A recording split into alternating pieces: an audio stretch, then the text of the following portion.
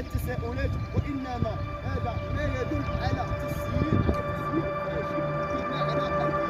كيف نحن نتفهم الأمر واحد ساكنة هي بحاجة مستشفى تحول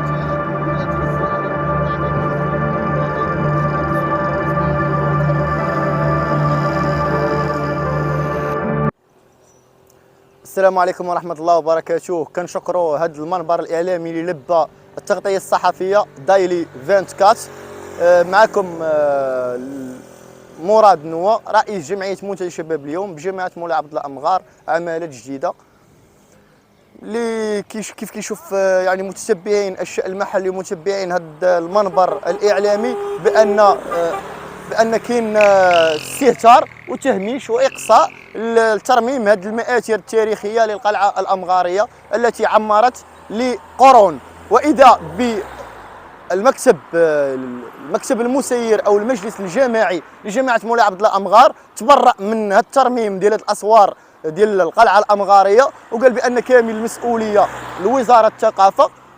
هنا كيكون عدة تساؤلات، فما هي الترافعات ديال السيد الرئيس والمكتب المجلس الجماعي بأغلبيته ومعارضته من أجل ترميم وهذه الأسوار العتيقة ورد الاعتبار للقلعة الأمغارية؟ وما هي الترافعات بقبة البرلمان بكون رئيس جامعة مولاي عبد الله أمغار اللي هو رئيس وبرلماني على عمالة جديدة؟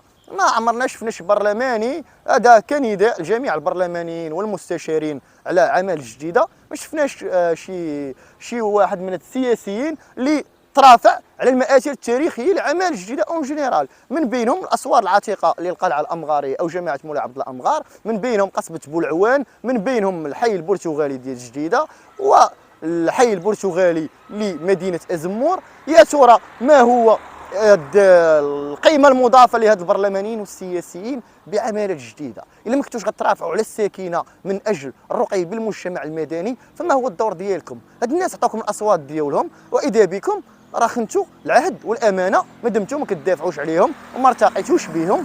واذا بنا كفاعلين جمعويين بالحق الدستوري ديالنا في السياسه التشاركيه بان حنا درنا مراسله جميع الجهات المسؤوله من اجل الرقي بالمجتمع المدني لعده قطاعات، من بينهم الثقافه وكذلك الرياضه وكذلك التشغيل وكذلك الصحه وكذلك البيئه، لان عندنا ملفات ترافعيه وتراكمات لعده اختلالات بجامعه مولاي عبد الله امغار عماله جديده.